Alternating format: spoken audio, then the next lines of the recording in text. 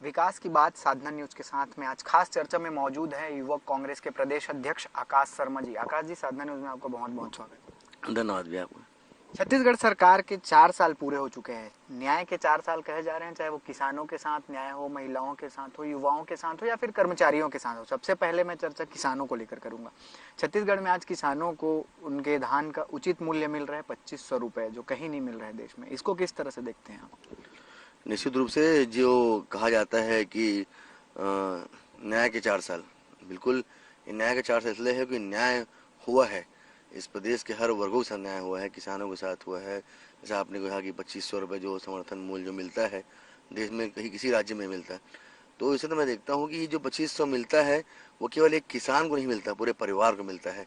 किस तरह से वो परिवार ने पिछले 4 सालों में विकास किया है 20-2500 को मिलने से, किस तरह से किसानी दुगनी बढ़ी है। पहले किसानी छोड़ के लोग घर आ रहे थे और भूपेश बघेल जी की लाभकारी योजना से जब समर्थन मूल्य उन्होंने देना चालू किया तो लोग जो है गांवों की तरफ गए, किसानी बढ़ी, युवाओं को खासकर किसानी में रुचि हुई।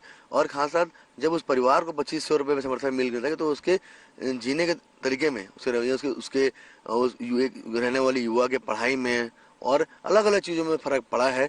क्योंकि जब एक घर में पैसा आता है तो घर में रहने वाले एक युवा को उसके पास 100 रास्ते खुलते हैं जहां वो अपनी नौकरी की तैयारी भी कर सकता है, अच्छी शिक्षा ले सकता है।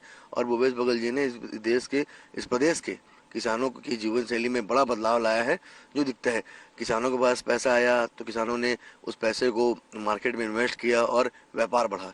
जैसे हम देखते हैं कि ये पूरा एक चैनल होता है, चैनल भूपेश बघेल जी ने किसानों को जिसमें पैसा डाला, किसानों ने उसे अलग अलग चीज़ों में खर्चा किया। जैसे आप देखा गया कि ऑटोमोबाइल सेक्टर्स का ग्रोथ बढ़ा, अचानक से अलग अलग क्षेत्र जो सेक्टर्स बने हुए मार्केट के उसमें बूम आया। उसका कारण ये था कि किसान के जेब में जब पैसा जाता है तो अलग अलग किसान अलग तरीके से उसकी खरीदारी करता है और एक देखने को मिलता है कि बड़ा जो ग्रोथ है मार्केट में देखा। और व्यापारी के, हमारे जो व्यापारी साथी हैं उनके भी आय में वृद्धि हुई। तो मैं निश्चित से ऐसा न्याय हुआ। न्याय केवल किसानों के साथ नहीं हुआ, किसानों को पैसा दिया गया और न्याय व्यापारियों के साथ, युवाओं के साथ, सबके साथ हुआ। अच्छा, एक चीज देखा जाता है, पहले छत्तीसगढ़ के जो किसान थे 4 साल पहले की अगर बात करूं, धान उगाने के लिए उतने उत्सुक नहीं होते थे। लेकिन पिछले 4 सालों में देखा जाए तो हर साल एक नया रिकॉर्ड धान खरीदी का बना है। इस बार 107 लाख मीट्रिक टन धान की खरीदी सरकार ने की। इसको किस तरह से देख रहे हैं? सीधा सीधा इसे समझ में आता है कि किस तरह से सरकार ने किसानों को ओर ध्यान दिया है। पहले लोग किसानों में रुचि लेते नहीं थे क्योंकि धान उगाते, छत्तीसगढ़ को तो धान का कटोरा कहा जाता है।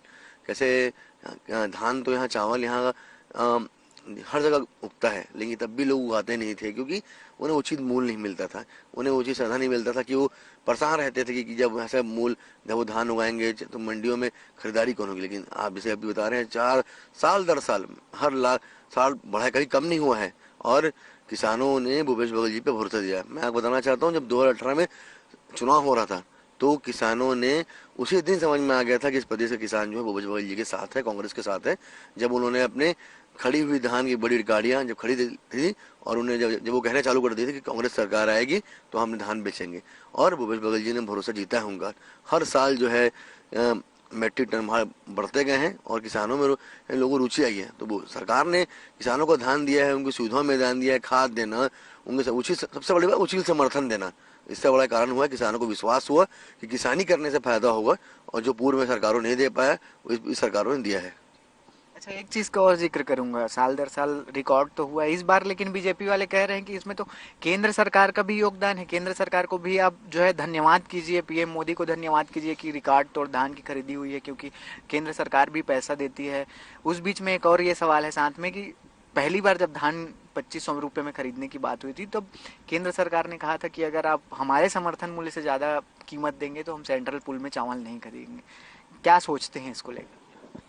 मुझे तो बहुत ही ताज्जुब होता है कि कैसे भारतीय जनता पार्टी के लोग इतनी झूठी बात बोल सकते हैं। याद था बिला हम दिन वो जब भूपेश बघेल इस देश के प्रधानमंत्री नरेंद्र मोदी जी ने मना कर दिया था कि हम धान नहीं खरीदेंगे अगर आप 2500 देंगे। और मैं कोटि कोटि धन्यवाद देता हूँ ऐसे मुख्यमंत्री को जिन्होंने राजीव न्याय गांधी योजना लेकर आया, जिसमें धान धान खरीद जो हमारे बचत के पैसे हैं उसके तहत अपने बिना सोचे, बिना हिम्मत करके किसानों को उचित मूल्य नहीं दिया, किसानों को निराश नहीं किया, किसानों को धोखा नहीं दिया और यही भारतीय जनता पार्टी के लोग हैं जो कहते थे कि ये नरेंद्र मोदी की सरकार ये कहती थी कि हम आपको चावल नहीं खरीदेंगे। तभी भूपेश बघेल जी ने हिम्मत दिखाया और हिम्मत करके किसानों को जो उचित मूल्य में दाल खरीदा और राजीव में बंधन के माध्यम से उन्हें बोनस दिया। ये हमारे भूपेश बघेल सरकार है। ये कहाँ थे जब वो लोग थे, जब भूपेश बघेल जी दिल्ली से लेकर दुनिया का घूम रहे थे कि ये किसानों का धान खरीद लीजिए, लेकिन यही नरेंद्र मोदी की सरकार है, उनके मंत्री हैं, वो मना करते थे कि हम धान नहीं खरीदेंगे जब वो बोनस देंगे। और यही एक तरफ नरेंद्र मोदी जी थे जो किसानों धान नहीं खरीदेंगे बोलते थे, दूसरी तरफ भूपेश बघेल जी थे जो इतना तटस्थ थे किसानों के लिए कि बोले क्या कुछ भी हो जाए, ये मेरे किसान हैं, ये मेरे प्रदेश के किसान हैं, इन्हें मैं धोखा नहीं दूंगा, इन्हें इंतजार में नहीं रखूंगा। उचित मूल्य पे राजीव गांधी न्याय योजना के गांधी किसान योजना के माध्यम से उन्हें उचित मूल्य दिया और किसानों को उचित दाम दिया। अच्छा, एक चीज इस बार बजट में, केंद्र का जो बजट है उसमें एक चीज खास है, गोवर्धन योजना। छत्तीसगढ़ में गोधन न्याय योजना चल रही है, गोबर की खरीदी हो रही है, वर्मी कंपोस्ट बन रहा है, गौमूत्र की खरीदी हो रही है। इसको किस तरह से देखते हैं? क्योंकि जब गोबर की खरीदी की शुरुआत छत्तीसगढ़ में हुई थी तो बीजेपी नेताओं का जो बयान आया था वो आपको भी याद होगा। मैं आपको आपके चैनल के माध्यम से याद दिलाना चाहूँगा कि जब भूपेश बघेल जी ने गोबर खरीदना चालू किया था तो अजय चंद्राकर जी ने छत्तीसगढ़ की राजकीय जगह पर गोबर का एक वो लगाया था, टैग लगाया था कि ये छत्तीसगढ़ जो है गोबर कटाई जरूरत है। लेकिन आज देखिए कैसे 100 करोड़ से ज़्यादा लोगों को मतलब पेमेंट हो चुका है गोबर के आने में, और इस योजना को उन्हीं के नेता और देश के प्रधानमंत्री नरेंद्र मोदी जी अपने चीज़ों अपने अपने बजट में लेके आ रहे हैं। क्योंकि ऐसी योजना, ऐसी बड़ी, इतनी बड़ी योजना देश में आज तक न कभी आई है, न आएगी, और किसी राज्य ने लाया नहीं जो भूपेश बघेल जी ने लाया है।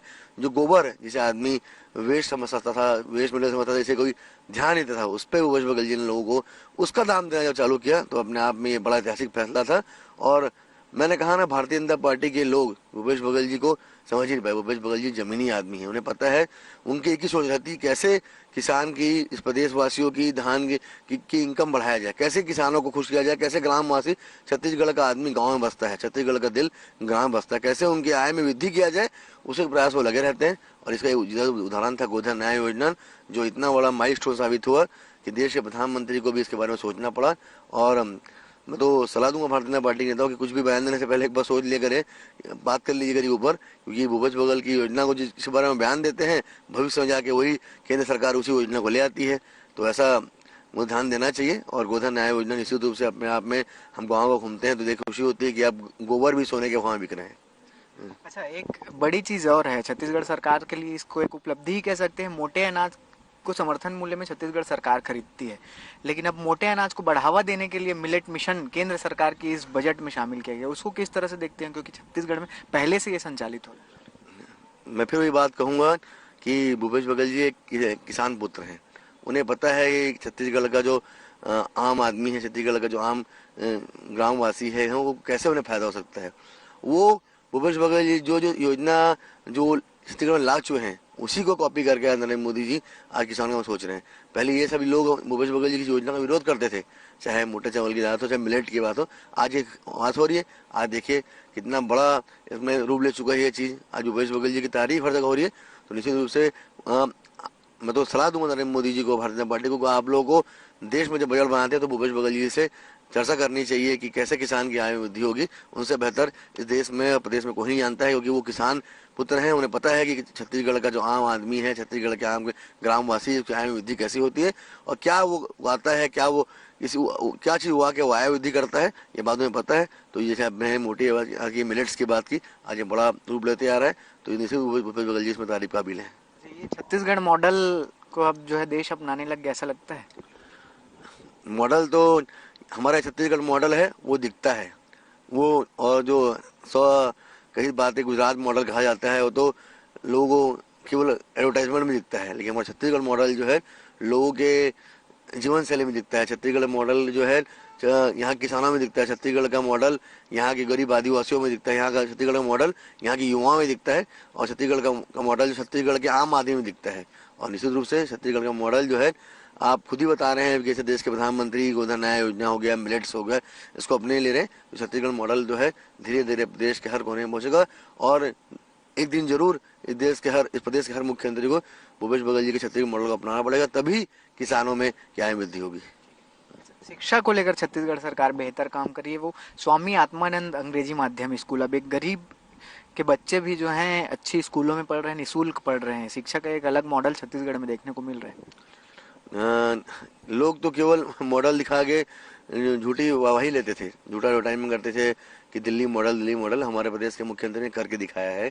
कैसे आज आप देखेंगे सुंदर स्वामी आत्मानंद स्कूल हर जिले के लगभग हुए कि स्कूल की मांग खत्म नहीं हो रही है। मैं खुद ही एक छात्र रहा हूँ, तो कैसे स्वामी आत्मानंद में प्रवेश के लिए हजारों हजारों पालकों का फोन आता है कि स्वामी आत्मानंद में हमारा बच्चे का एडमिशन करा दीजिए, क्योंकि शिक्षा ये ले फोन आता है क्योंकि शिक्षा का स्तर और ट्रांसपेरेंसी दोनों भूपेश बघेल जी ने लाया है कि आपका बच्चा अगर इंग्लिश मीडियम में पढ़ना चाहता है तो हमारे प्रदेश का बच्चा कहीं पीछे नहीं हटेगा। अगर आप गरीब का बच्चा अगर अच्छी शिक्षा लेना चाहता है तो पीछे, और स्वामी आत्मानंद स्कूल जो है अपने आप में बड़ा माइलस्टोन है जो छत्तीसगढ़ की शिक्षा व्यवस्था को धीरे धीरे धीरे आगे ले जाते आ रहे हैं। और भविष्य में मुझे पूरा भरोसा है, क्योंकि मैं भी एक पढ़ाई का छात्र रहा हूँ और हूँ, कि जो हमारे बच्चे, जो हमारा भविष्य इस स्वामी आत्मानंद से पढ़ के निकल रहा है, वो सुगम छत्तीसगढ़ के और बेहतर छत्तीसगढ़ और शिक्षित छत्तीसगढ़ को आगे लेके जा रहा है। अच्छा, युवाओं पे चर्चा कर लेता हूँ आपसे। छत्तीसगढ़ में अब जो है सरकार बेरोजगारों को बेरोजगारी भत्ता देगी। छत्तीसगढ़ में अगर बेरोजगारी के आंकड़ों की बात करें तो देश में सबसे कम आंकड़े यहाँ पे हैं। उसको किस तरह से देखते हैं? मैंने कहा कि हर फैसले भूपेश बघेल जी का एक ऐतिहासिक फैसला होते आ रहा है, जहाँ एक तरफ एक सरकार जो है लोगों को, युवाओं को झूठ बोल के से सरकार में आएगा काम की, जहाँ छत्तीसगढ़, जहाँ देश में युवाओं को बोला कि हर की प्रति वर्ष 2 करोड़ रोजगार दूंगा, जहाँ पर 8 करोड़ रोजगार तो मिल जाने थे, वहाँ पर न युवाओं को रोजगार मिला न बेरोजगारी भत्ते की बात। लेकिन भूपेश बघेल जी ने ऐसे प्रदेश में जहाँ पर बेरोजगारी दर सबसे कम है, जहाँ पर 14,000 शिक्षक की भर्ती निकल चुकी है, जहाँ पर अभी तक कई ऐसे रोजगार के अवसर प्राप्त हो रहे हैं, चाहे वो डायरेक्ट वे से हो, चाहे इनडायरेक्ट वे हो, चाहे सीधी भर्ती हो, चाहे सीधी भर्ती ना हो, युवाओं को रोजगार वाले उसके बीच में युवाओं को राहत देने का काम जो भूपेश बघेल जी ने बेरोजगारी भत्ता के माध्यम से किया है, वो युवाओं के दिल में बहुत बड़ा किया है। क्योंकि जो बेरोजगारी भत्ता मिलेगा, ये बेरोजगारी भत्ता लोगों को कम लग रहा है, लेकिन उस युवा के लिए बहुत महत्वपूर्ण रहेगा जो 12वीं पास करने के बाद जब उसे घर, जब पढ़ाई करता है तो घर में उसे पैसा देना पड़ता है, तो छोटी छोटी चीज़ जो जो जरूरत की चीज़ होती है, बेरोजगारी भत्ता बहुत काम आने वाला है उनके लिए। और अपने आप में ये भी एक ऐतिहासिक फैसला है जो देश के युवाओं के लिए, बाकी राज्यों की युवाओं को, बाकी राज्य सरकारों को सीखना चाहिए कि जो आज हमारा भारत देश है, युवा देश है, और युवा ही भारत देश चलाएगा, तो उनका ध्यान रखा जाए। पहले भूपेश बघेल जी ने किसानों का ध्यान दिया, फिर महिलाओं का ध्यान दिया, और अब फिर युवा का ध्यान दिया। मैं खुद एक युवा होने के नाते भूपेश बघेल जी कोटि कोटि धन्यवाद देता हूँ आपके चैनल के माध्यम से कि आपने एक ऐसी योजना लाकर युवाओं की जेब में कुछ पैसा डालने का काम किया, ताकि वो अपनी जरूरत की चीज़ सोच सके, अपनी पढ़ाई पूरी कर सके या अपने सपने को वो पूरा कर सके।